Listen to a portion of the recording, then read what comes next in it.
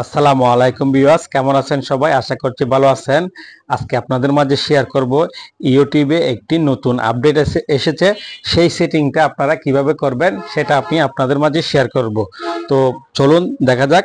প্রথমে আপনি আপনার ইউটিউব ব্রাউজারটি ওপেন করবেন। ব্রাউজারটি ওপেন করার পরে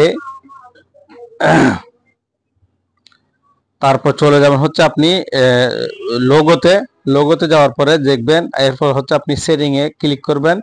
সেটিং এ ক্লিক করার পরে আপনি এখান থেকে স্ক্রল করে নিচে চলে আসবেন। আসার পর একদিন প্লেব্যাক এখানে অপশনে ক্লিক করবেন। করার পরে আপনি এখানে অটো প্লাই নেক্সট ভিডিও এখানে ক্লিক করবেন। ক্লিক করার পরে এটা সাথে সাথে সেটিং অন হয়ে যাবে। এরপরে আপনি ব্যাক চলে আসবেন।